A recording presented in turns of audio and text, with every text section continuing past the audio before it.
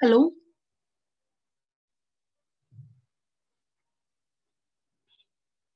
Hello. Hello ma'am. Okay, good evening. Good evening. Can we start the class? Yes ma'am. Yes ma'am. ठीक है, आज हम जो है ना फिजिकल प्रॉपर्टीज स्टार्ट करेंगे, क्योंकि मैंने फर्स्ट क्लास में सारा जनरल इंट्रोडक्शन दे दिया था। उसमें किसी को डाउट है तो प्लीज बताओ। Today we start periodic properties.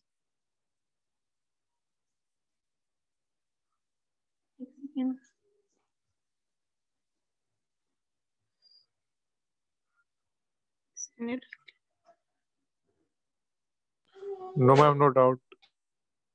Okay, no ma'am, no आज हम डाउट। स्टार्ट करेंगे पीरियोडिक प्रॉपर्टीज। ठीक है, पीरियोडिक प्रॉपर्टीज में हम फर्स्ट पढ़ेंगे एटॉमिक रेडियस के बारे में। ठीक है, आज मैं नोट्स भी लिखा देता हूँ। अगर तुम्हें किसी को लग रहा है कि मुझे पिछले क्लास के नोट्स लिखवाने चाहिए तो मैं उसे लिखवा दूंगी, क्योंकि उसका कोई यूज नहीं है, क्योंकि हमारा एग्जाम टाइम बहुत नियर है, तो हमें मेन चीज पे फोकस करना है। तो मैं पिछले क्लास के नोट्स लिखाऊं या फिर पीरियोडिक प्रॉपर्टीज जितने इंपॉर्टेंट है उसके लिखना स्टार्ट करूं? मैम जितने इम्पोर्टेंट उतने लिखो। किसी और को कोई प्रॉब्लम तो नहीं है?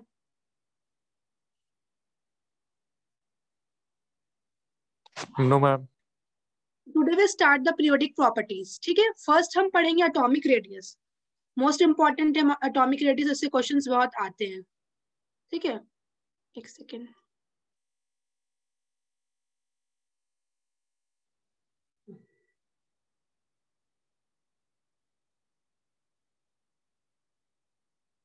हम्म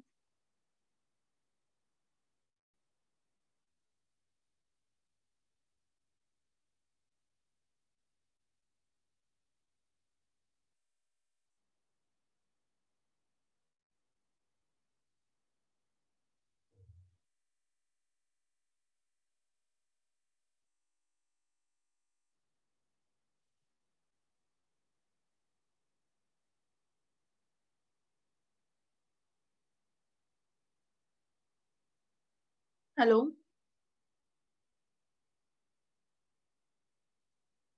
आई am yes ma'am. Audible? Okay, yes ma'am. great. Okay. Now we start the periodic properties. तो हम उसमें पहले पढ़ेंगे एटॉमिक रेडियाई के बारे में। What is atomic radii? तो एनीवन प्लीज।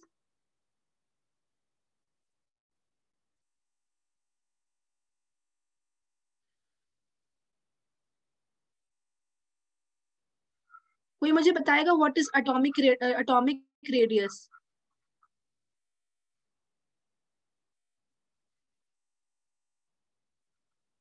एक second, I have to rub it.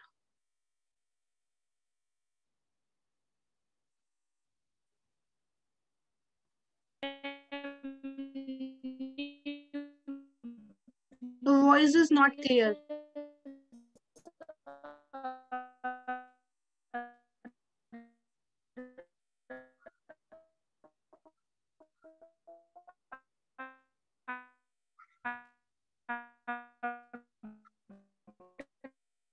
Tyra, your voice is not clear.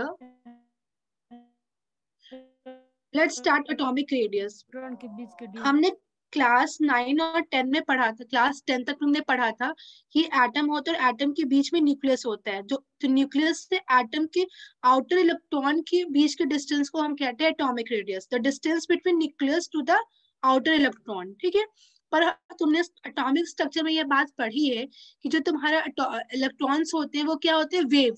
They are wave. Electrons are wave. तो हम इलेक्ट्रॉन्स वेव है तो उनकी बाउंड्री जो है वो फिक्स नहीं है, तो हम इनकी आइसोलेटेड फॉर्म में रेडियस पता नहीं कर सकते। तो हम जो इनकी रेडियस निकालते हैं वो किस फॉर्म में निकालते हैं? बॉन्डेड फॉर्म में निकालते हैं। जैसे वो किसी और एटम के साथ वो बॉन्ड बना रहा है, तब we can find the atomic radius. ठीक है, हमने 10 तक ये पढ़ा है कि एटॉमिक रेडियस क्या होता है? Distance from the nucleus to the outer electron. ठीक है, पर जब हमने 11th में क्लास एटॉमिक स्ट्रक्चर में पढ़ा है कि इलेक्ट्रॉन हमारा क्या है? वेव है। Electron is wave. तो हम अब ये डेफिनेशन फिट नहीं करता है। तो जो इलेक्ट्रॉन है वेव है तो उसकी कोई फिक्स बाउंड्री नहीं होती है। तो जो हम एटॉमिक रेडियस निकालते हैं वो हम निकालते हैं बॉन्डेड फॉर्म में, चाहे वो किसी और के साथ बॉन्ड बना रहा हो या फिर नॉर्मल फॉर्म में हो। कोई डाउट यहाँ तक? Any doubt? No, ma'am. Write the notes atomic radius. No okay आप लिखिए हेडिंग एटॉमिक रेडियस और लिखिए since electron is a wave, since electron is a wave, atom's boundary is not defined.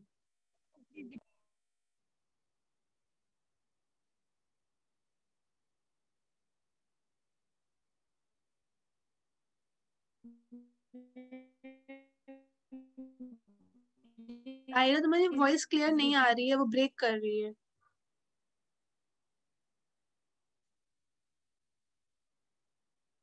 Atomic radius heading देना, उसके नीचे में हम पढ़ेंगे since electron is a wave atoms boundary is not defined. ठीक है,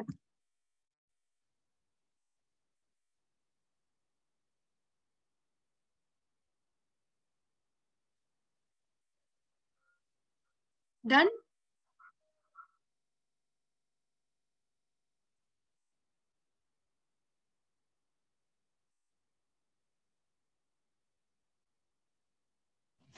Yes, ma'am.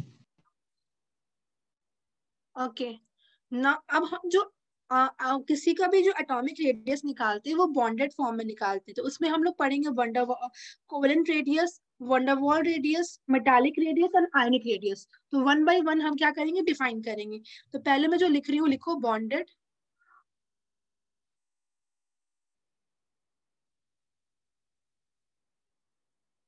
Bonded state. हम atomic radius निकालेंगे बॉन्डेड स्टेट में, तो वो कितने टाइप के होते हैं हम पढ़ेंगे। फर्स्ट हम पढ़ेंगे कोवेलेंट रेडियस,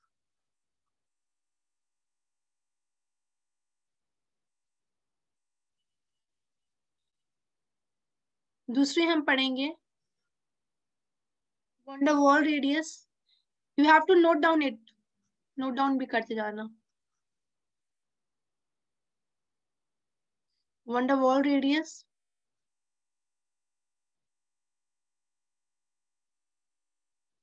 तीसरा जो होता है वो हमारा मेटालिक रेडियस,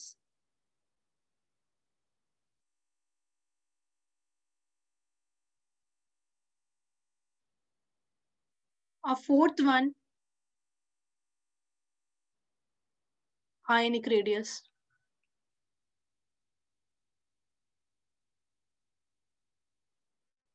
नोट डाउन।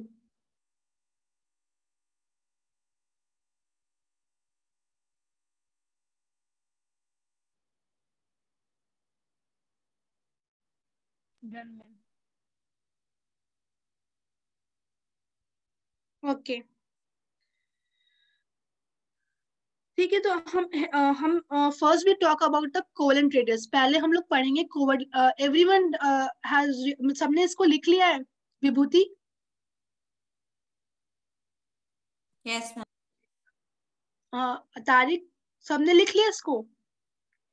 तो फर्स्ट Yes, हम ma'am. जो डिस्कस करने जा रहे हैं वो कोवेलेंट रेडियस डिस्कस करेंगे। अब सभी पता होगा, सबको पता होगा कोवेलेंट बॉन्ड कैसे बनता है, शेयरिंग ऑफ इलेक्ट्रॉन से बनता है। ठीक है, फॉर एग्जांपल हम लोग फर्स्ट हेडिंग दे देना कोवेलेंट रेडियस।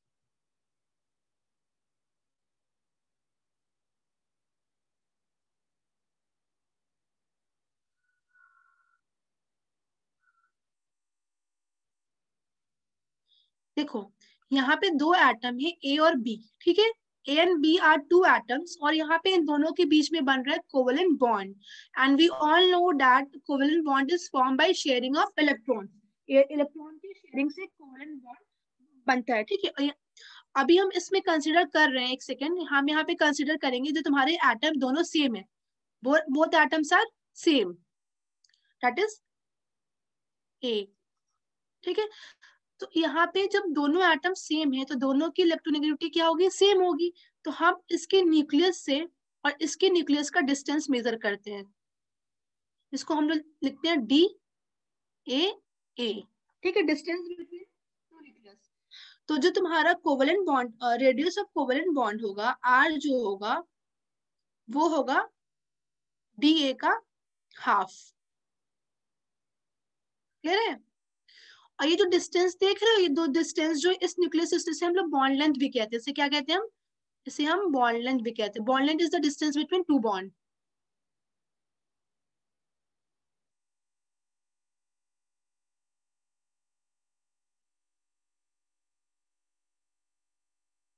किसी को डाउट?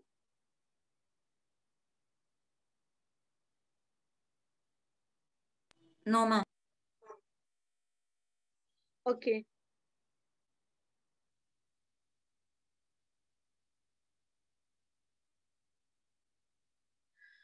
तो इसमें हम बस इसमें कुछ नहीं करते हैं, बस लिखना पहले कोवेलेंट रेडियस से पहले लिखना if the atoms are same। यहाँ पे स्टार्टिंग में लिखना if the atoms are same।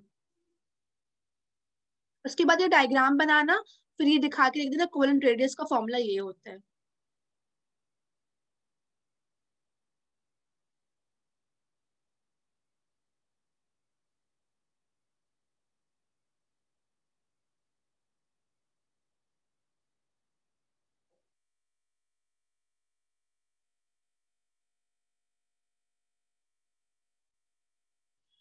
Covalent radius कुछ नहीं होता, it is the distance between the two atoms. Covalent radius is defined as the distance between two atoms, half of the distance between two atoms. दो atoms के बीच का distance को अगर हम हाफ करेंगे तो हमें कोवेलेंट रेडियस मिलेगा। और कोवेलेंट बॉन्ड कैसे बनता है? We all know that covalent bond is form by sharing of electron.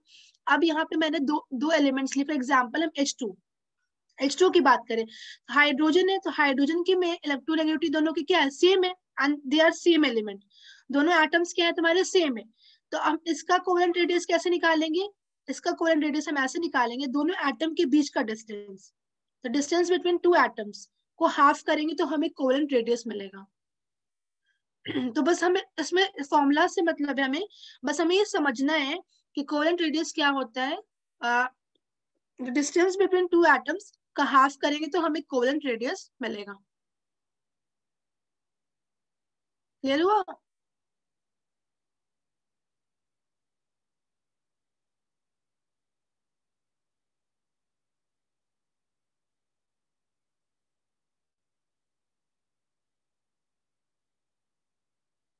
सबने लिख लिया ऐसे?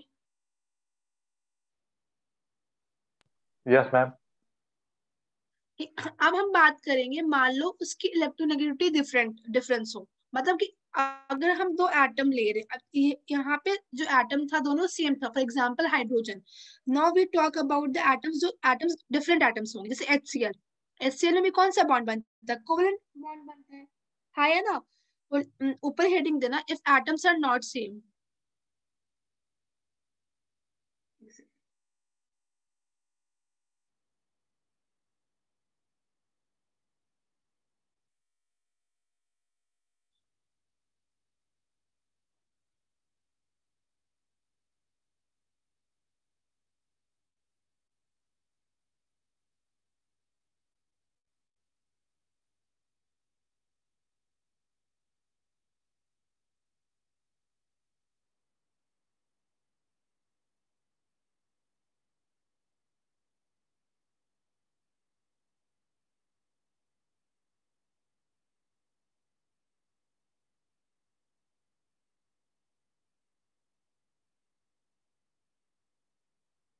If atoms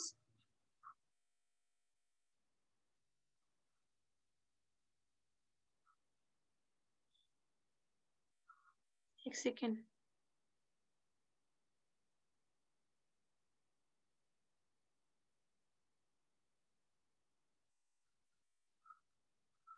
if atoms are not same, for example मैंने दो एटम लिया, एक A है और एक B है, ठीक है। इसके बीच के न्यूक्लियस का डिस्टेंस जो है मान लो वो RA है, और इस एटम B का इस न्यूक्लियस से इस आउटर इलेक्ट्रॉन का डिस्टेंस RB है, ठीक है। तो यहाँ पे तुम्हारा जो रेडियस होगा, तुम्हारा कोवेलेंट रेडियस तुम्हारा यहाँ पे क्या होगा, वो होगा sum of radius of A plus sum of radius of B. ये तुम्हारे ए बी का रेडियस होगा if two atoms are different. For example HCl, HCl तो हमारा इसमें HCl में हमारा कोवेलेंट बॉन्ड होता है हाइड्रोजन और क्लोरीन के बीच में, ठीक है। ये हमारा हाइड्रोजन है, ये हमारा क्लोरीन है, ठीक है। यहाँ पे मान लो इस डिस्टेंस को हम RH पढ़ेंगे, रेडियस ऑफ हाइड्रोजन, और इस डिस्टेंस को पढ़ेंगे रेडियस ऑफ क्लोरीन। तो हम इसका जब हम निकालेंगे रेडियस ओवरऑल, तो वो क्या होगा हमारा radius of hydrogen plus radius of chlorine.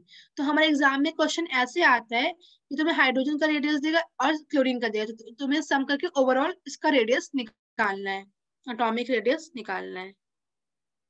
से आप लिख लो।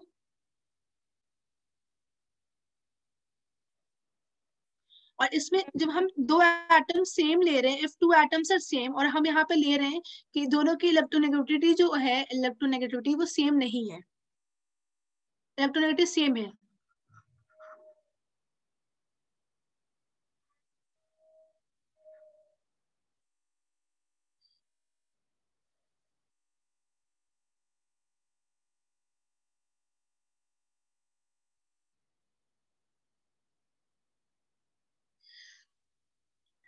हम इसमें बात कर रहे हैं, हमें पता है कोवेलेंट रेडियस जो होता है वो हमारे दो एटम्स के बीच के डिस्टेंस का होता है, ठीक है। यहाँ पे दो एटम्स है ए और बी, ठीक है, और ए और बी सेम है और दोनों की जो इलेक्ट्रोनेगेटिविटी है वो सेम नहीं है। तो हम कैसे निकालते हैं, हम इसका रेडियस निकालेंगे हमारा न्यूक्लियस से लेके, फॉर एग्जाम्पल एटम ए के लिए हमारा न्यूक्लियस से लेके आउटर वैलेंस मतलब आउटर शेल तक जो डिस्टेंस है उसे हम आर ए कह रहे हैं, और एग्जाम्पल बी में जो बी से आउटर शेल्स का जो इलेक्ट्रॉन है उसे हम आर बी कह रहे हैं। तो जो हमारा इसका एटॉमिक रेडियस होगा वो दोनों के सम के बराबर होगा, R A plus R B, ठीक है। अगर मुझे किसी कोवेलेंट एटम्स का रेडियस निकालना है जो टू डिफरेंट एटम्स से बने हैं, तो उन दोनों के रेडियस के सम के बराबर होगा। और यहाँ पे कोई ज्यादा इलेक्ट्रोनेगेटिविटी क्या होता है, इलेक्ट्रॉन पेयर को अपनी तरफ अट्रैक्ट करना, पर यहाँ पे दोनों की इलेक्ट्रोनेगेटिविटी सेम है, कोई एक दूसरे को अट्रैक्ट नहीं करेगा। तब तुम्हारा जो रेडियस होगा sum of two electron, sum of मतलब रेडियस ऑफ टू एटम्स, दोनों एटम्स की रेडियस के सम के बराबर होगा।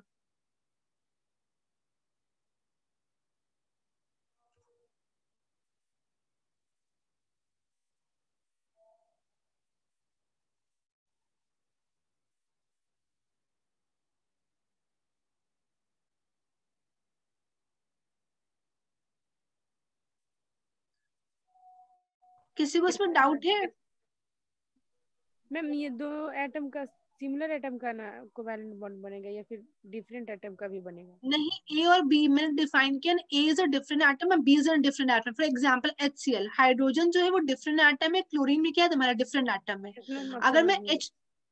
ओके, अब मैं पहले वाले केस में क्या था, वो दोनों सेम एटम था, मान लो H2 दोनों हाइड्रोजन, तो वहां पे हम कुछ नहीं कर रहे थे, जो डिस्टेंस है इसको 2 से डिवाइड कर रहे थे। पर यहाँ पे तुम्हारा जो दो एटम है वो डिफरेंट है, तो हम दोनों के रेडियस का सम करके निकालेंगे एटॉमिक रेडियस। आया समझ में? Yes ma'am. तारिक तुम्हें? Yes ma'am. Vibhuti? Yes ma'am, एक बार रिपीट कर दूं।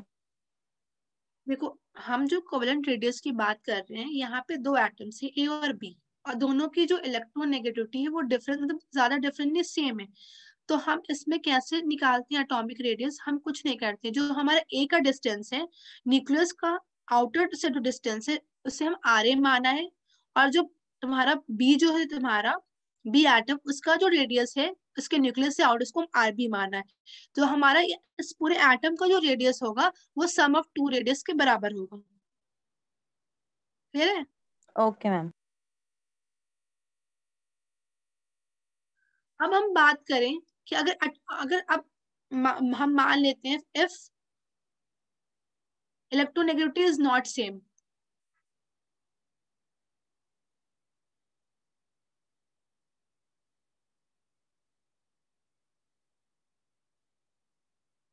इलेक्ट्रोनेगेटिविटी सेम नहीं है, मान लो दो एटम है, ठीक है,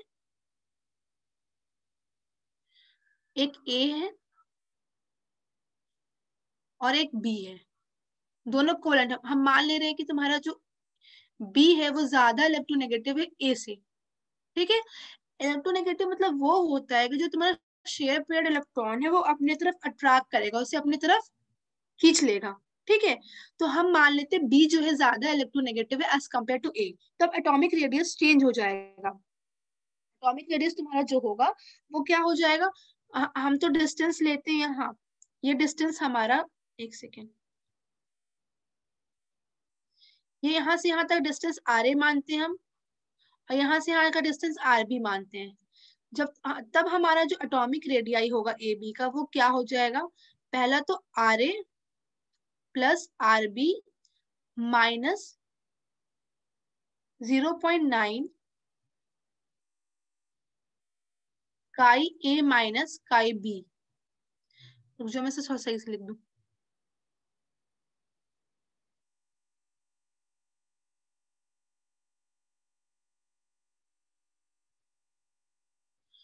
अब यहाँ एक चीज देखना, जब मैं कह रही हूँ कि बी जो है वो ज्यादा इलेक्ट्रोनेगेटिव ए से, मतलब बी जो है एक इलेक्ट्रॉन को अपनी तरफ ज्यादा अट्रैक्ट करेगा, ज्यादा अट्रैक्ट करेगा, मतलब तुम्हारा ये होगा कि तुम्हारा जो वो एस को ज्यादा ओवरलैप करेगा, क्लियर है। बी जो ज्यादा क्या, तो हम जो एटॉमिक रेडियस निकालते हैं इसका, वो कैसे निकालते हैं, कुछ नहीं, क्या करते हैं इसको, D B is equal to R A plus R B plus 0. एक सेकेंड,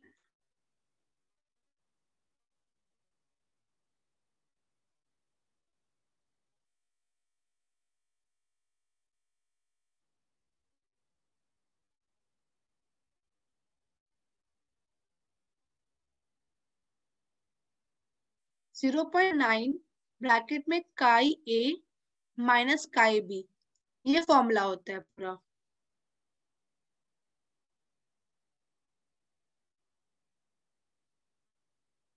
अब देखना है यहाँ पे आर ए और आर बी हमें पता है कि डिस्टेंस है तुम्हारा न्यूक्लियस से आउटर इलेक्ट्रॉन का। यहाँ पे जो काई और काई बी है वो इलेक्ट्रोनेगेटिविटी ऑफ ए बी है, वो हम माइनस करेंगे क्योंकि वो नेगेटिव बढ़ रहा है, यहाँ पे ओवरलैपिंग थोड़ा ज्यादा हो जाए, ओवरलैपिंग को हम ये काई माइनस करते मैम आपकी हैं। वॉइस क्रैक हो रही है। काई और काई, एक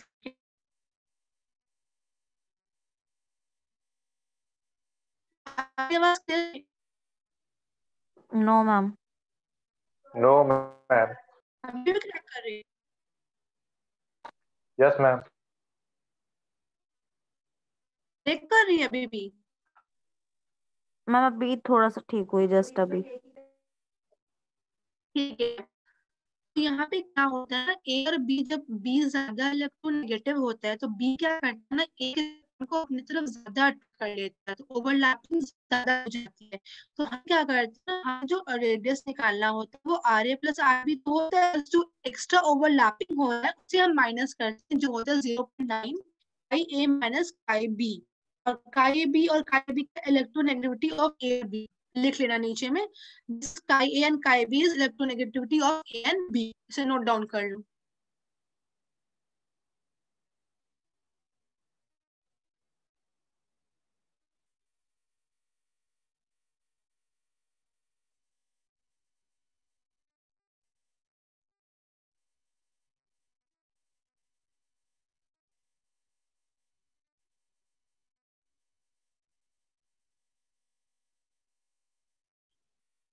हो गया।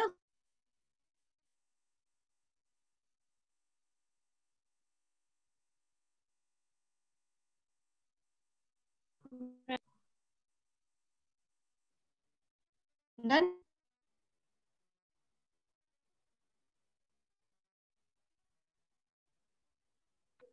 Yes, ma'am. Done.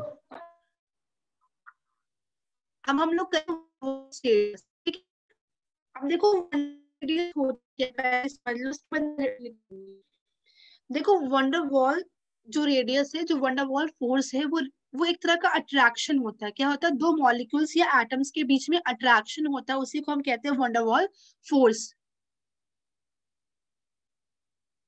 अभी भी मेरी वॉइस ब्रेक हो रही है क्या? यस मैम, थोड़ी थोड़ी बट समझ आ रहा है।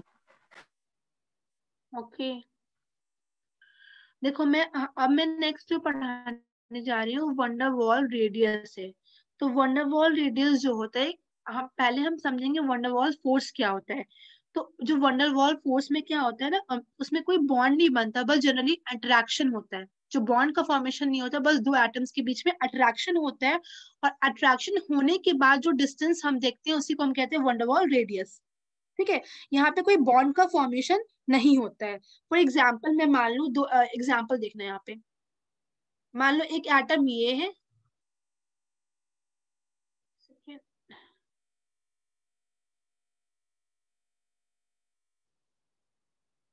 एक एटम ये है और एक एटम ये है। ठीक है, इन दोनों के बीच में कोई बॉन्ड नहीं बनेगा। ये लोग जितना पास आ सकते हैं उतना पास आएंगे। आपस में जब पास आए, मान लो इससे ज्यादा ये पास नहीं आ सकते हैं।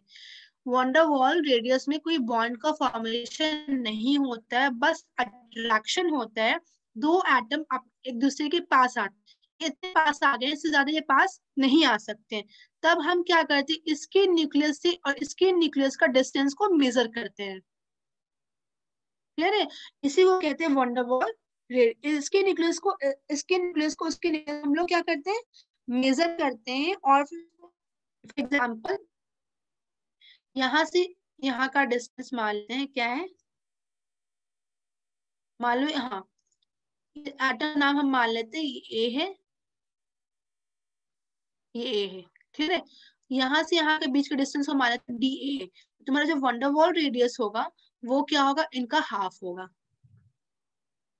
क्लियर है? यहाँ पे कोई बॉन्ड का फॉर्मेशन नहीं होता है, तो प्लीज इसमें लिखिए there is no formation of any bond. First point लिखिए, there is no formation of any bond.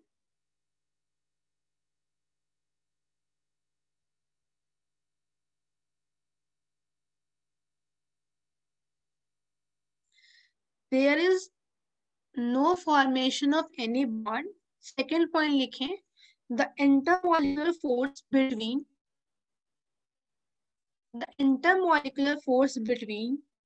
two molecules is called van der Waals force. The intermolecular force between two molecules is called van der Waals force. यहाँ पे ये कहना चाह रहे हैं कि यहाँ पे कोई बॉन्ड का फॉर्मेशन नहीं होता है और दो मॉलिक्यूल के बीच जो फोर्स ऑफ अट्रैक्शन है उसी को हम कहते हैं वंडर वॉल। हो गया?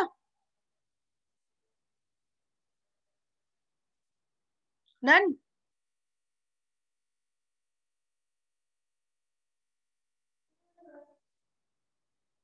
Yes, ma'am. Okay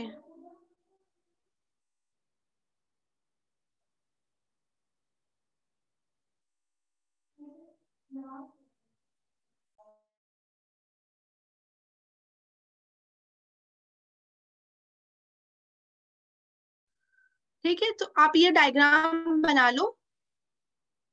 Vibhuti, Tahira, have you written what I have said? Yes. Okay, आप ये डायग्राम बना लो।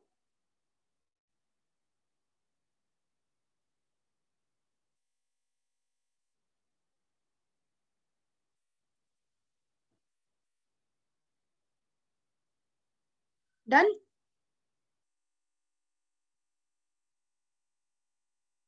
Yes ma'am.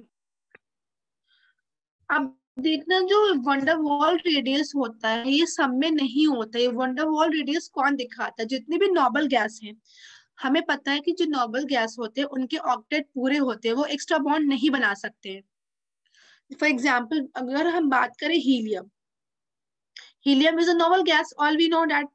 तो हीलियम हमारा नोबल गैस है। तो हीलियम जो है, अब दो हीलियम मॉलिक्यूल्स है, तो ये आपस में बॉन्ड तो नहीं बना सकते हैं ना, क्योंकि ऑलरेडी ये क्या है, इनर्ट गैस है, ऑलरेडी इनकी जो वैलेंसी है वो पूरी है। तो इन दोनों के बीच में क्या होगा, इस हीलियम के बीच में क्या होगा, वंडर वॉल रेडियस होगा। कौन सा रेडियस होगा, वंडर वॉल, क्योंकि ये तो बॉन्ड नहीं बनाएगी, इनके बीच में सिर्फ क्या होगा, अट्रैक्शन होगा। क्या होगा, अट्रैक्शन, वंडर वॉल अट्रैक्शन। तो जनरली वंडर वॉल रेडियस किस में पाया जाता है, नोबल गैसेस में। क्लियर है ना? Yes ma'am. लिखो, van der Waals radius is found in noble gases.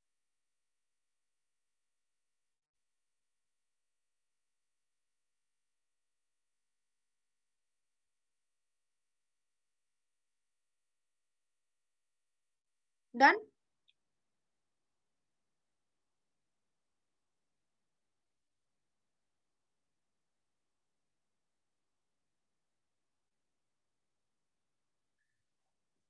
Wonder Waals radius is found in noble gases.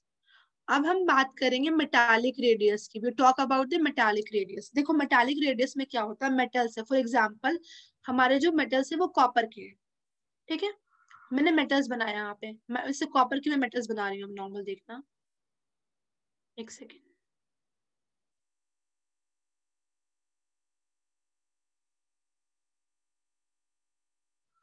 ये मेटल मैं बना रही हूँ कॉपर के, ऐसे कॉपर की लैटिस बना रही हूँ मैं, क्योंकि मेटालिक रेडियस मेटल्स में पाए जाएंगे, ठीक है।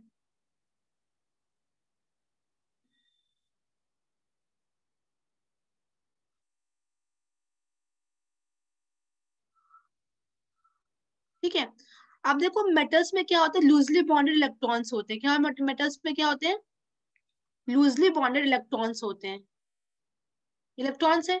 तो ये इलेक्ट्रॉन्स क्या करते हैं, जैसे ये इलेक्ट्रॉन्स इसके न्यूक्लियस को अपनी तरफ अट्रैक्ट करेंगे, इसके न्यूक्लियस को अपनी तरफ क्या करेंगे, और इसके न्यूक्लियस को अपनी तरफ अट्रैक्ट करेंगे। तो इसी की वजह से एक बॉन्ड बनता है जिसे हम कहते हैं मेटालिक बॉन्ड। क्या कहते हैं, मेटालिक बॉन्ड। जनरली ये समझो कि ये मेटल्स है, इसके बीच में एक और मेटल है, इसके बीच में एक और मेटल है, ये जो बॉन्ड बन रहा है इसी को हम कह रहे हैं metallic bond.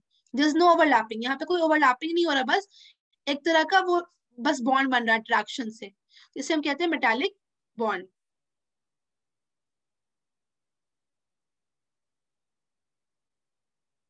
Metallic bond, metallic radius निकालने का बस फॉर्मूला कुछ नहीं है, मेटालिक होता है वो डिस्टेंस, दो मेटल के बीच के डिस्टेंस बाय टू। कैसे, जैसे मान लो एक मेटल ये है और एक मेटल ये है, इन दोनों के बीच के डिस्टेंस को, इन दोनों के बीच का डिस्टेंस मान लो डीएम है।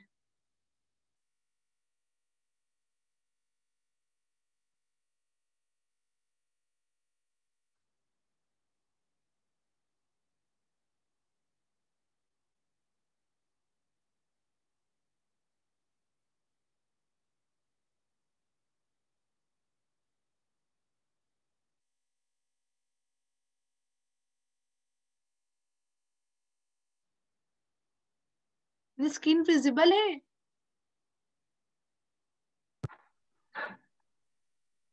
No ma'am. Yes ma'am. पता नहीं स्क्रीन में कुछ इस टाइप से हो रहा है, एक मिनट।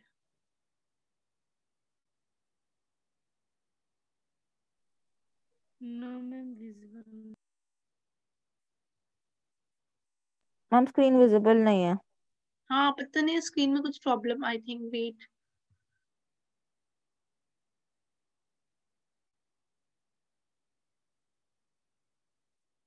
एक सेकेंड।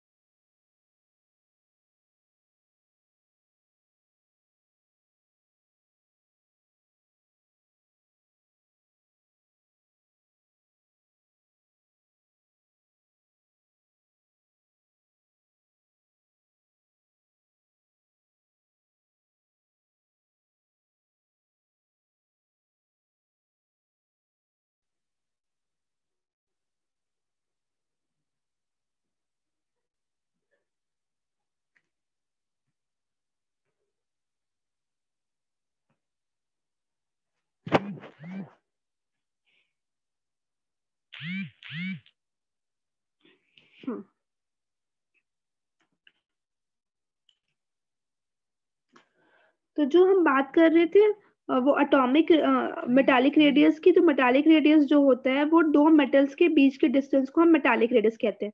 से दो मेटल के बीच के डिस्टेंस को हम क्या कहेंगे? Metallic radius. के बीच के डिस्टेंस को अगर हम हाफ करेंगे तो तुम्हारा क्या होगा? वो मेटालिक रेडियस होगा वो। क्लियर है?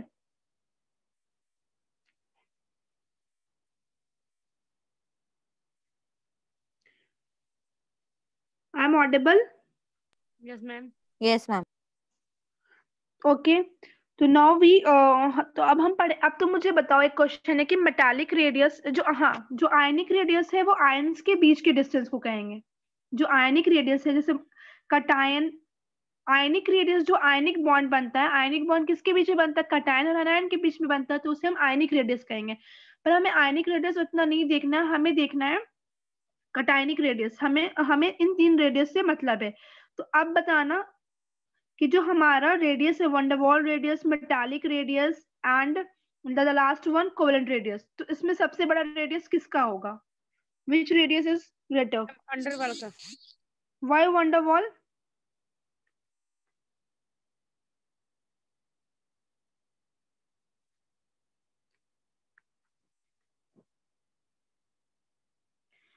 वंडर वॉल का रेडियस बड़ा होगा, क्यों बता सकते हो?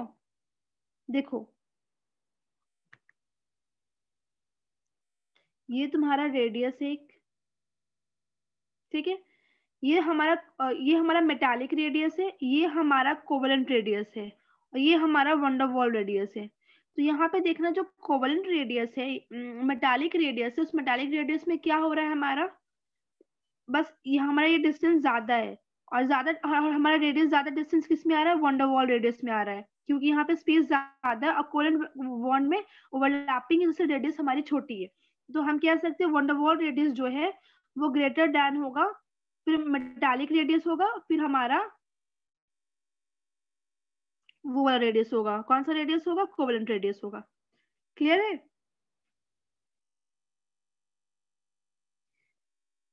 तो ये लिख लो कि तुम्हारा wonder Waals radius is greater than metallic radius and metallic radius is greater than covalent radius. Yes ma'am.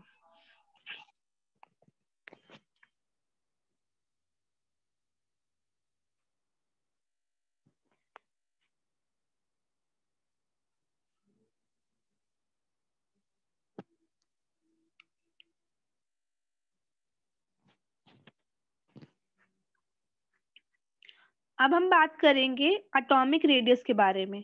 अब हम पढ़ेंगे जो हमारा जो एटॉमिक रेडियस है अक्रॉस द पीरियड और डाउन द ग्रुप क्या आ रहा है। अगर हम लेफ्ट टू राइट मूव करें ना पीरियड, तब क्या हो रहा है, और डाउन द ग्रुप हम मूव करें तब क्या हो रहा है।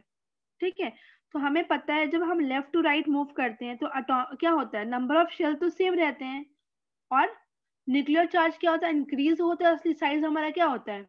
डिक्रीज करता है। डाउन द ग्रुप क्या होता है? नंबर ऑफ शेल्स क्या होते हैं? इंक्रीज करते हैं, और न्यूक्लियर चार्ज भी इंक्रीज करता है। पर जो नंबर ऑफ सेल है, जो हमारे इलेक्ट्रॉन का डिस्टेंस है वो न्यूक्लियस से वो इंक्रीज करता है। इसकी वजह से वहां पर डोमिनेटिंग फैक्टर क्या हो जाता है हमारा? मतलब हम वहां पे जो न्यूक्लियर चार्ज है वो इलेक्ट्रॉन को अट्रैक्ट नहीं कर पाता है।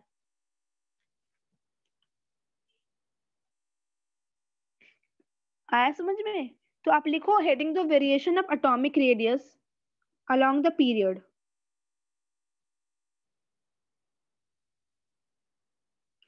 Variation of atomic radius along the period.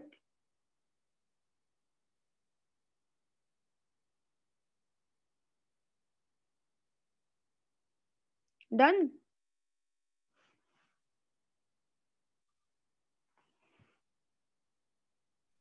Hello. Yes, ma'am. देखो, as we move from left to right in a period,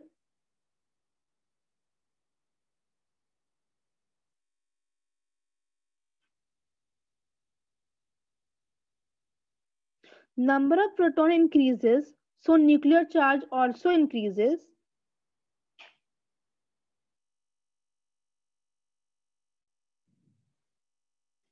And number of shell decrease, number of shell remain constant, so atomic radius decreases.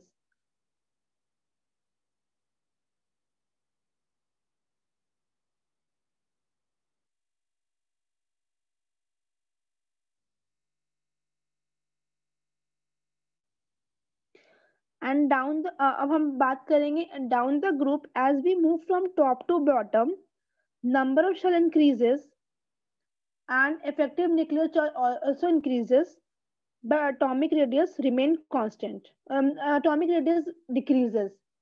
क्योंकि यहाँ पे देखो जब हम down the group जाते हैं number of shell तो इंक्रीज करते हैं और न्यूक्लियर चार्ज भी इंक्रीज करता है, पर जो वहां पे जब नंबर ऑफ शेल्स इंक्रीज करते हैं तो उसका न्यूक्लियस से डिस्टेंस बहुत ज्यादा बढ़ जाता है कि न्यूक्लियस से अपने कंट्रोल में नहीं कर पाता, सो साइज क्या होता है, इंक्रीज कर जाता है।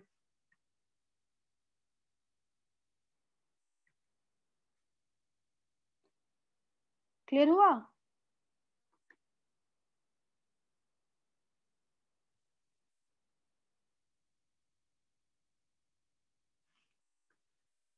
Yes ma'am. Yes ma'am. अब एक्सेप्शन है, मैं पूछ रही हूँ, देखो हमें पता है जब हम लेफ्ट टू राइट मूव करते हैं तो पहले लिथियम, बेरिलियम, कार्बन, देखो जब हम लेफ्ट टू राइट मूव करेंगे तो पहले आएगा लिथियम, फिर क्या आएगा, beryllium, boron, carbon, nitrogen, oxygen, fluorine और फिर नियॉन आएगा, आएगा ना? ये लेफ्ट टू राइट, तो किसकी रेडियस सबसे बड़ा होगा बताना?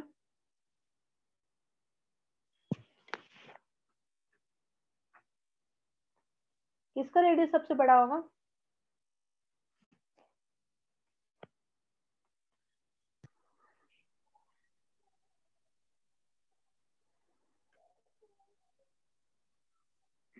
नियॉन का, ताहिरा ने कहा कि नियॉन का रेडियस सबसे बड़ा होगा, बता सकते हैं क्यों?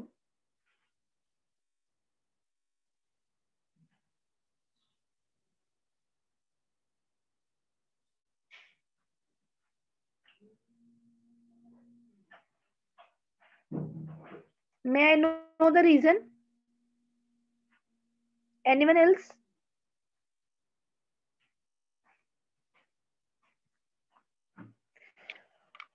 विभूति तुम बताओ कि सबसे ज्यादा रेडियस किसका बड़ा होगा? Whose radius is larger? Ma'am any का। Why एनी का क्यों होगा? तारिक?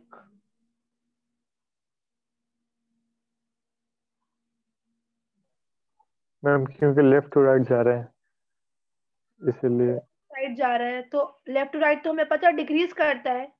मैंने पूछा कि हुज रेडियस इज लार्जर, हमें पता है जब हम लेफ्ट टू राइट मूव करते हैं तो रेडियस डिक्रीज करता है ना, है ना? Yes yes ma'am. तो नियॉन का सबसे छोटा होना चाहिए, यस मैम लिथियम। तो फिर ये क्यों हो रहा है ऐसा?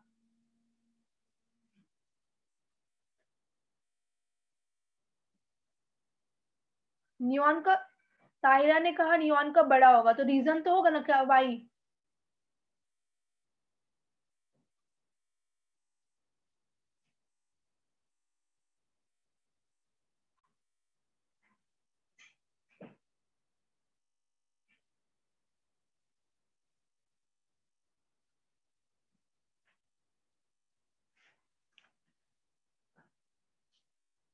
प्लीज एनीवन, हमने पढ़ा ना अभी कि सबसे बड़ा रेडियस कौन सा होता है, वंडरवॉल रेडियस होता है ना, और नोबल गैसेस में कौन सा रेडियस पाया जाता है, वंडरवॉल रेडियस पाया जाता है ना, इसलिए नियॉन का साइज क्या होता है, बड़ा होता है। क्लियर हुआ? नियॉन क्या है, हमारा नोबल गैस है, तो नियॉन का रेडियस हमेशा बड़ा क्यों होगा इन सबसे? क्योंकि वो वहां पे कौन सा फोर्स पाया था, van der Waals force.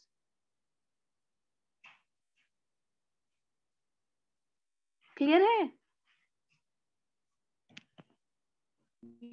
Yes ma'am. Okay. Yes ma'am. तो याद रखना जब हम लेफ्ट टू राइट मूव करते हैं पीरियड में तो साइज तो डिक्रीज करता है, पर यहाँ पे एक्सेप्शन ये है कि नोबल गैस का साइज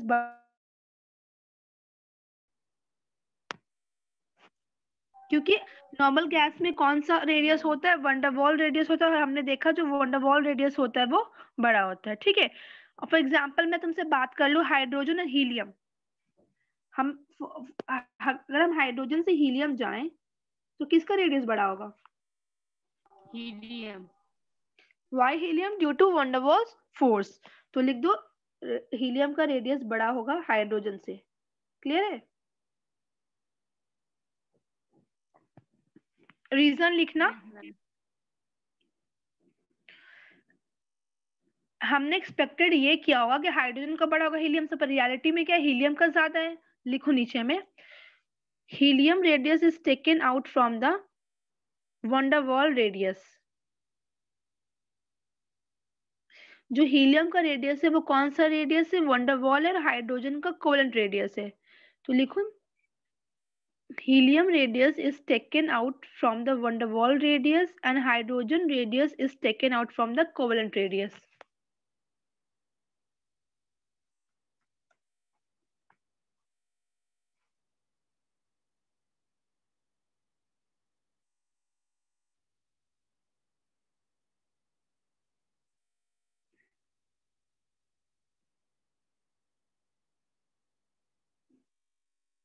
हो गया? Yes ma'am. अब हम बात करेंगे डी ब्लॉक के रेडियस का। We talking about the D block. D block सभी याद है या नहीं, ये सब भूल गए? डी ब्लॉक का जो था स्कैंडियम में वाला, मैंने इसको ट्रिक बताया था याद करने का।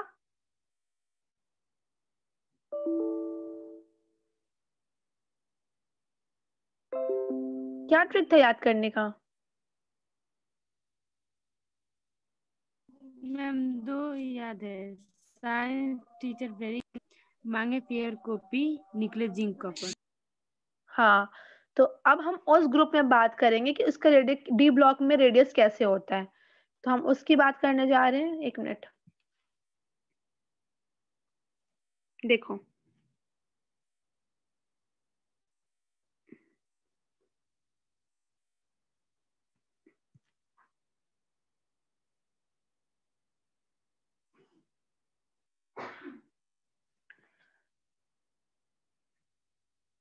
देखो science teacher scandium, titanium teacher, vanadium, chromium, मांगे, फिर हाँ Fe आएगा, फिर यस मैम, Na आएगा, निकले, कॉपर, जिंक। तो अगर हम मूव करते हैं लेफ्ट टू राइट, हमें पता है कि क्या होना चाहिए, साइज डिक्रीज करना चाहिए। पर इसमें ऐसा देखा गया है कि स्कैंडियम से क्रोमियम तक, वैंडेनियम तक साइज डिक्रीज करता है, फिर क्रोमियम से मैंगनीज आयरन निकल तक साइज कांस्टेंट रहता है, सेम रहता है, फिर कॉपर से जिंक इंक्रीज करने लगता है। देखा गया कि हमें पता है कि जब हम लेफ्ट टू राइट मूव करते हैं पीरियड में, तो क्या होता है, साइज डिक्रीज करना चाहिए। पर इस केस में क्या होता है, साइज स्कैंडियम से टाइटेनियम वैंडियम तक इंक्रीज करता है, फिर क्रोमियम और मैग्नीशियम आयरन निकल तक कांस्टेंट रहता है, फिर कॉपर जिंक से डिक्रीज करने लगता है। तो कोई बता सकता है what is the reason behind this?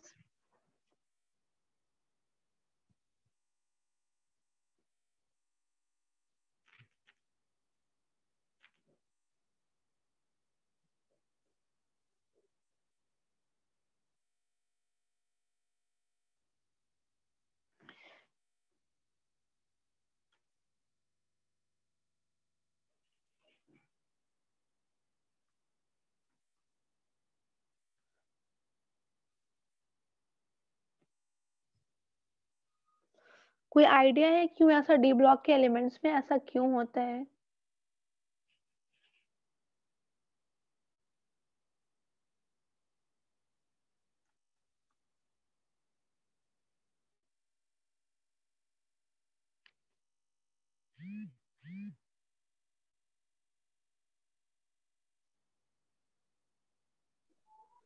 No ma'am.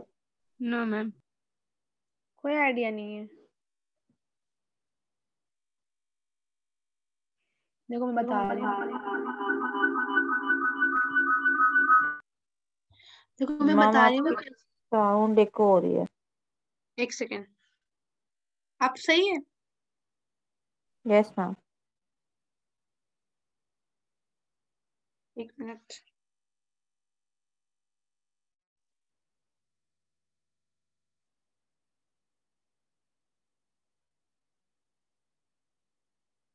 एक मिनट, इसमें कुछ प्रॉब्लम आ रहा है स्क्रीन शेयरिंग में।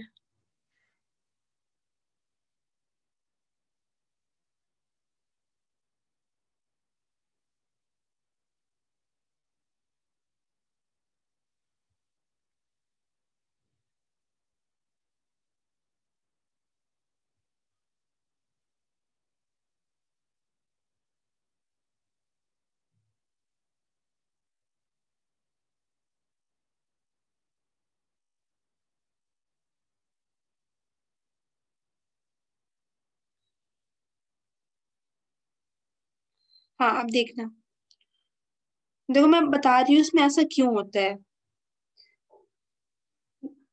स्क्रीन पे देखना,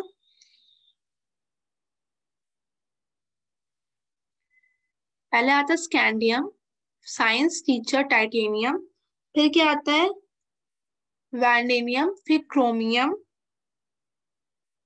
मैग्नीज, आयरन,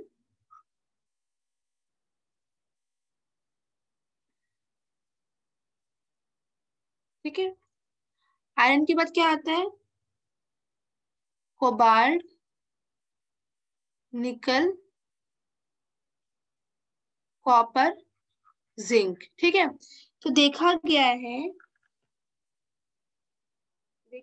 है कि तुम्हारा, अब देखो यहाँ पे क्या होता है, अगर हम इलेक्ट्रॉन की बात करें तो लास्ट इलेक्ट्रॉन स्कैंडियम में जो जाता है 3d1, स्कैंडियम में जो लास्ट इलेक्ट्रॉन डी में एक इलेक्ट्रॉन रहते हैं, एक सेकेंड,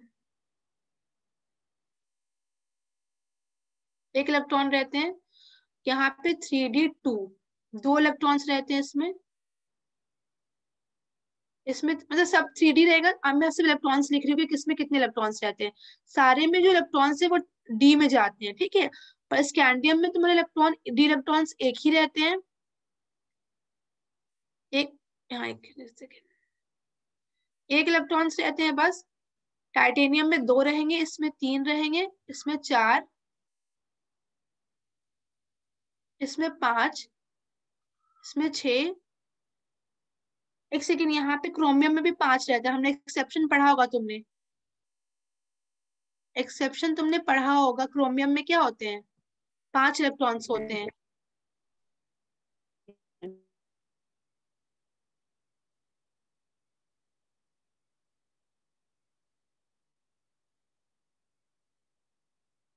फाइव, आयरन में छह, कोबाल्ट एट, निकल nine, sorry seven, I am sorry, यहाँ पे कोबाल्ट में तुम्हारा होगा सेवन,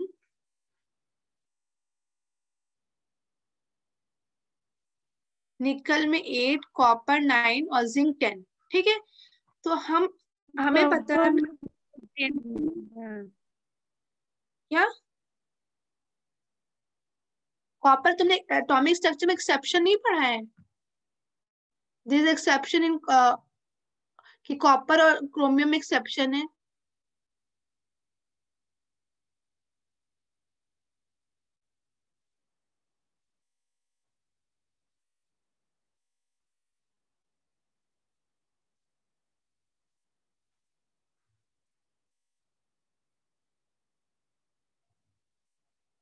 मैम पढ़ा है। ठीक है ठीक है, तो हमें ये, हाँ तो मैं ये बताने जा रही हूँ, देखो क्या होता है ना, हमें पता है कि डी में पांच ऑर्बिटल्स होते हैं, डी में कितने ऑर्बिटल्स होते हैं पांच, 1 2 3 4 5, ठीक है। तो स्कैंडियम में डी में एक ही इलेक्ट्रॉन रहेंगे, टाइटेनियम में डी में कितने इलेक्ट्रॉन्स आ जाएंगे दो,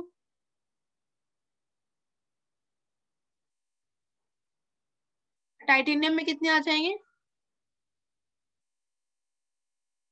तीन, है ना। तो देखो क्या होता है, जब हम स्कैंडियम से टाइटेनियम वेंडियम के पास पहुंचते हैं तो उसमें क्या होता है ना, तुम्हारा न्यूक्लियर चार्ज डोमिनेट करता है, यहाँ पे इलेक्ट्रॉन इसमें इलेक्ट्रॉन एक है, इसमें दो है, इसमें तीन है, तो यहाँ पे इलेक्ट्रॉन्स कम है, तो यहाँ पे इलेक्ट्रॉनिक रिपल्शन कम होता है, और न्यूक्लियर चार्ज इंक्रीज कर रहा है तो तुम्हारा साइज क्या होता है, साइज इंक्रीज करने लगता है, मतलब साइज डिक्रीज करता है, कि यहाँ पे न्यूक्लियर चार्ज तुम्हारा डोमिनेंट होता है एज कम्पेयर टू दैट। मेरे कहने का मतलब यहाँ पे ये है कि तुम्हारा जो यहाँ पे ऑर्बिटल्स, मतलब कि तुम्हारा यहाँ पे डी में पांच ऑर्बिटल्स होते हैं, स्कैंडियम में एक इलेक्ट्रॉन आ रहा है, टाइटेनियम में तीन और वैंडियम में तीन आ रहे हैं, ठीक है। तो यहाँ पे जो न्यूक्लियर चार्ज तो इंक्रीज कर रहा है, साथ में तुम्हारा नंबर ऑफ इलेक्ट्रॉन्स भी इंक्रीज कर रहा है। मैम कॉपर में भी तो 10 होगा ना, ये भी तो एक्सेप्शन है। अरे हाँ डी में टेंस हो गए, ठीक है। अब ठीक है, हम इसको एक्सेप्शन ना कंसिडर करके हम नॉर्मल कंसिडर कर रहे हैं, अभी हटाओ, इसको मैं 4 कर दे रही हूँ, इसको मैं 4 कर दे रही हूँ, ठीक है, 4 रहेंगे, हम एक्सेप्शन कंसिडर नहीं कर रहे हैं। तो मैं कहने ये जा रही हूँ कि जब हम लेफ्ट टू राइट मूव करते हैं तो नंबर ऑफ इलेक्ट्रॉन्स इंक्रीज करते हैं और न्यूक्लियर चार्ज भी इंक्रीज करता है।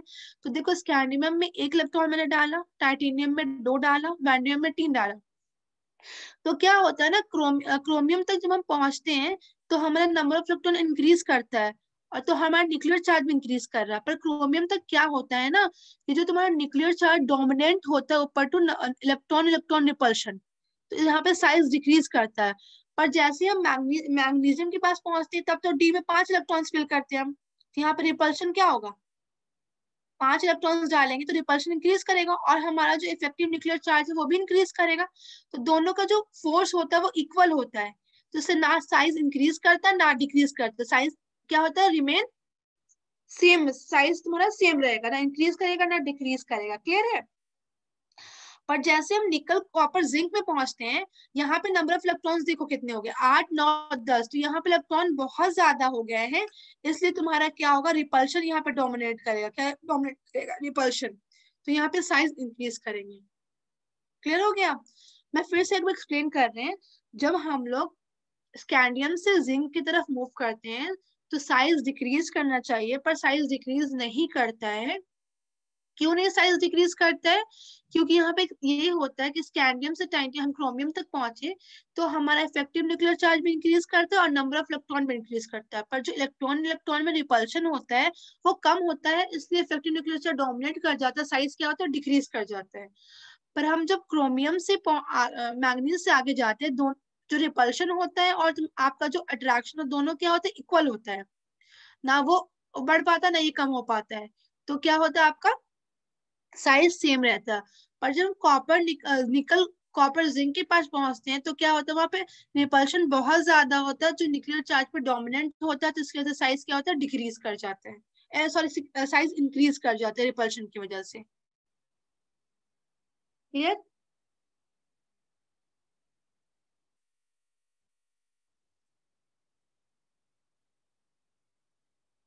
इसमें कोई डाउट है।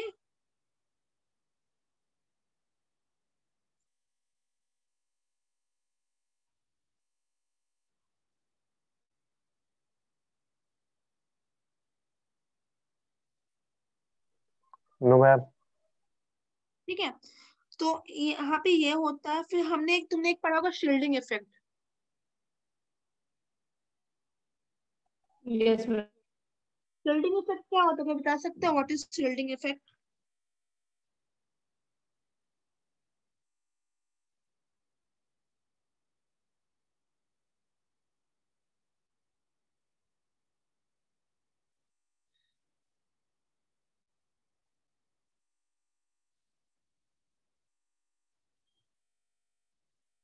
देखो शील्डिंग इफेक्ट ये होता है, देखो मान लो यहाँ पे हमारा न्यूक्लियस है, ठीक है, के बीच वाले सेल को, इनर सेल को हम लोग शील्डिंग इफेक्ट को, हाँ, तो मान लो ये एस से पी, तो जो हमारा जो इनर शेल है वो क्या करता है ना, बाहर के इलेक्ट्रॉन को न्यूक्लियस से अट्रैक्ट करने से रोकता है।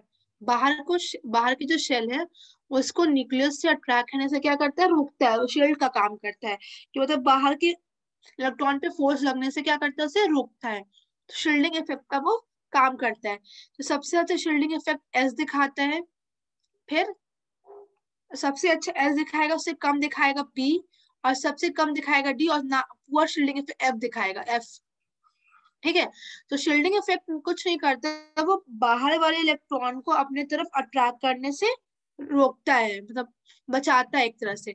तो हमें पता है, जब मैंने पढ़ाया था बताया था कि हमारा जो 3 सीरीज था,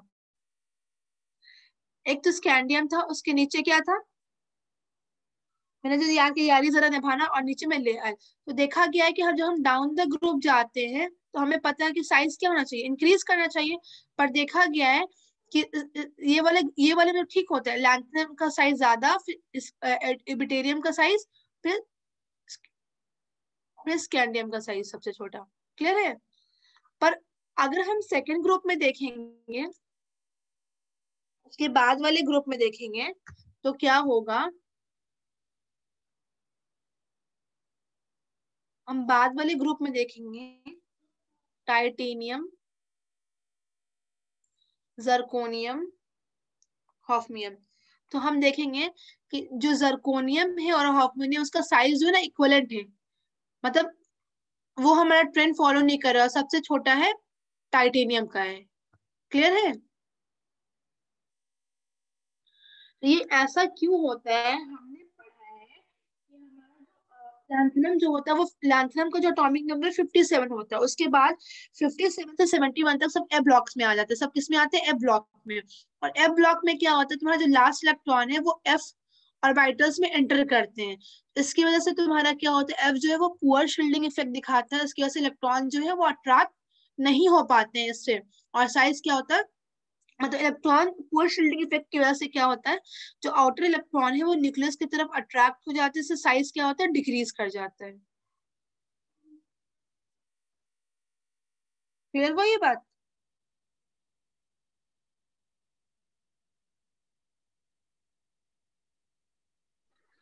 यस मैम। तो ये लिख सकते हैं कि इन हाँ as we move in the 3D as we move down the group in D block the size remains same। देखो, as we move down the group in D block size remains same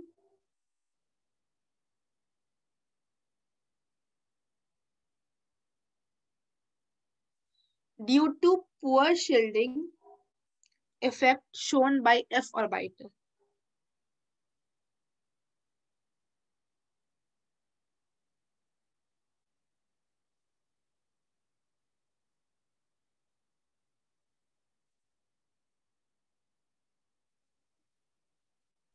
yes ma'am done.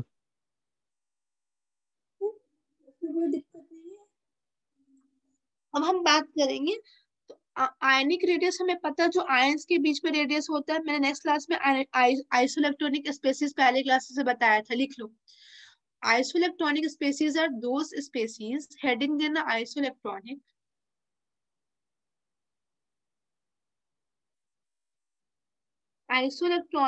species are those species which have the same number of electrons।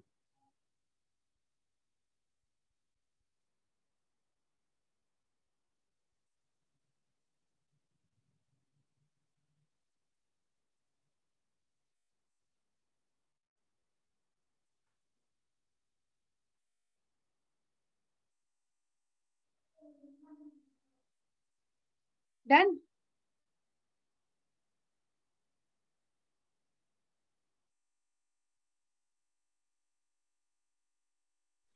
Yes ma'am. ये जो isoelectronic space में जब हमें देखना पड़ेगा कि किसका साइज बड़ा है या छोटा है, तो हम उसका न्यूक्लियर चार्ज देखेंगे। जिसका न्यूक्लियर चार्ज ज्यादा वो ज्यादा, मतलब उसका साइज क्या होगा, छोटा होगा। अब मैं कुछ मॉलिक्यूल दे रही हूँ, उसका बताना ये आइसोइलेक्ट्रॉनिक है या नहीं है।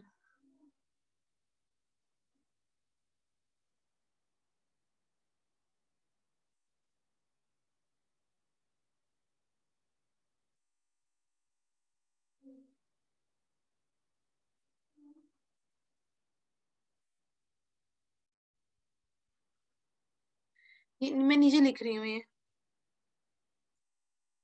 इतने ही करो, बताना इसमें है कि नहीं है। ये एम जी में नीचे लिख रही हूँ, Mg+2। बताना दिस स्पेसीज इज आइसोइलेक्ट्रॉनिक और नॉट।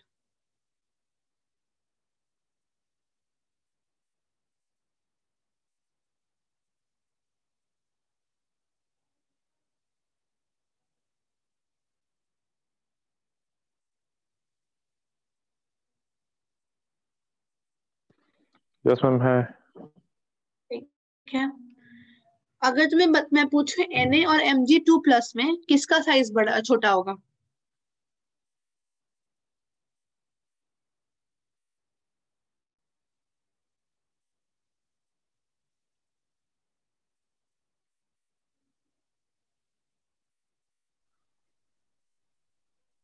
मैम Mg+2 मैं Mg+2। का साइज छोटा होगा या बड़ा होगा? छोटा Mg+, होगा। क्योंकि हम इफेक्टिव न्यूक्लियर चार्ज देखेंगे। मैग्नीशियम का एटॉमिक नंबर 12 है, तो इसका +2 होगा, सोडियम का +11 है, तो ऑफकोर्स इसका होगा। ये बताना अनायन और कटायन में साइज बड़ा किसका होगा? कटायन। कटायन का साइज बड़ा होगा। इन anion and cation whose size is, इसका होगा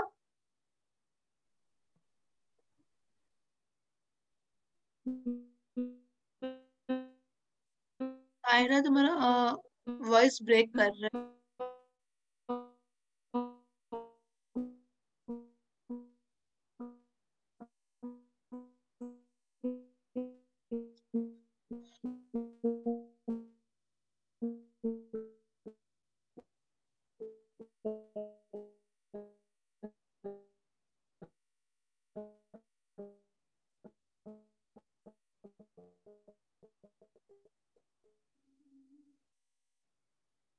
नेक्स्ट हेडिंग देना आयनाइजेशन एंथैल्पी।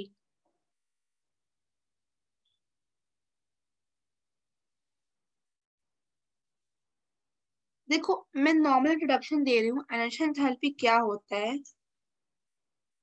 जैसे मान लो हमारा ये एटम है, तो atom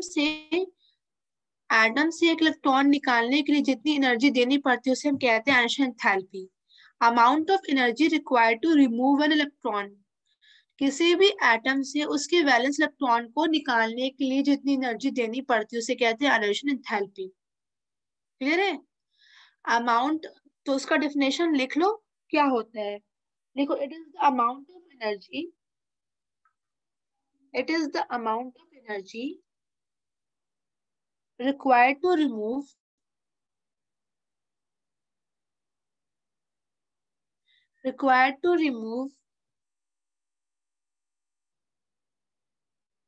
the valence electron, required to remove the electron from valence cell, required to remove the electron from valence cell of an isolated gaseous atom. Done?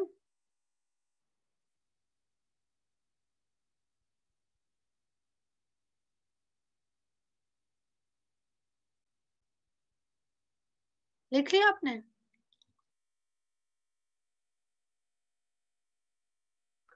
Yes ma'am. Okay, तो हम इसे ऐसे लिख सकते हैं। देखो,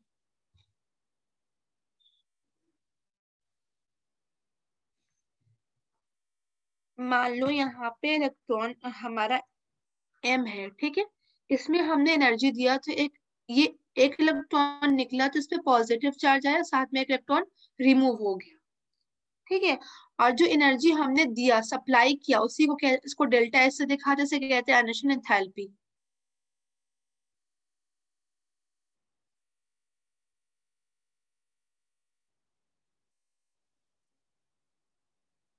क्लियर?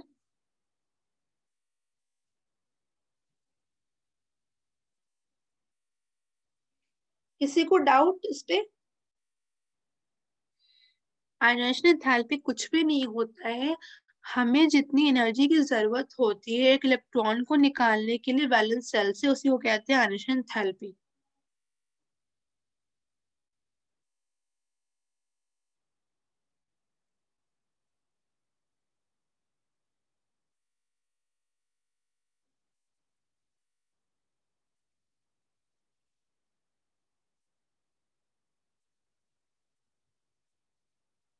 किसी को डाउट है आयनाइजेशन एंथैल्पी में?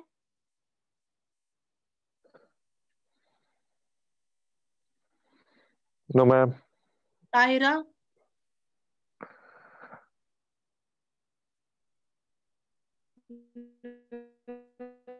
तुम्हारी वॉइस ब्रेक कर, विभूति?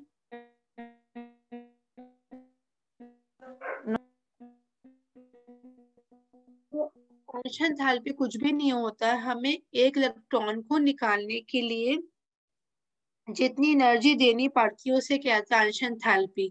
आइए हम लोग आइसोलेटेड गैसेस एटम का निकालते हैं। क्यों? क्योंकि हमें क्या, अगर कोई बॉन्डेड एटम में हम कैसे पता करेंगे किसको कितनी एनर्जी चाहिए इलेक्ट्रॉन निकालने के लिए। जैसे मैंने इस दिन एग्जांपल दिया था, अगर मैं एक पैकेट बिस्किट दूं और मुझे पता है उस पैकेट में 10 बिस्किट है, तो मुझे कैसे पता चलेगा अगर मैं ग्रुप में दे दूं 4 बच्चों को, तो मुझे पता नहीं चल पाएगा कि कौन बच्चे ने कितने बिस्किट खाया। पर मैं अकेले बच्चे को दूं एक बिस्किट तो समझ में आएगा वो कितने, उस बच्चे ने कितने बिस्किट खाया।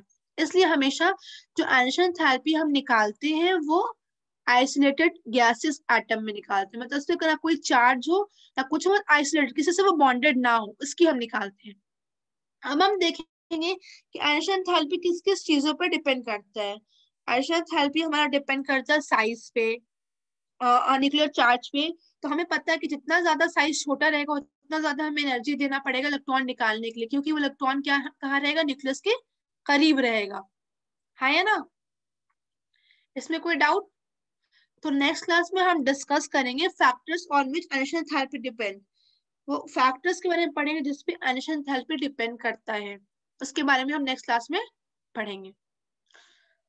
बाकी कोई डाउट तो पूछ लो। अभी तक अभी जितना मैंने पढ़ाया उसमें अगर कोई डाउट है तो आप पूछ ले please. No ma'am, no doubt. Tariq, no ma'am. Vibhuti, no doubt. तो क्लियर हो गया एटॉमिक रेडियस और आयनिक एंथैल्पी क्या होता है। नेक्स्ट क्लास में हम पढ़ेंगे कि नेक्स्ट क्लास में जो हम पढ़ेंगे कि वो पढ़ेंगे हम कि किस किस फैक्टर पे डिपेंड करता है। आयनिक एंथैल्पी हमारा किस किस फैक्टर पे डिपेंड करता है। पहला तो हमारा साइज पे डिपेंड करता है, दूसरा हमारा इफेक्टिव न्यूक्लियर चार्ज पे डिपेंड करता है। क्लियर?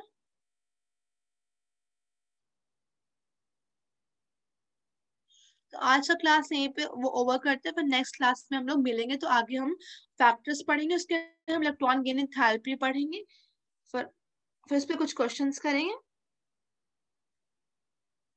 ओके, आज का क्लास यहीं पे ओवर करते हैं, ठीक है।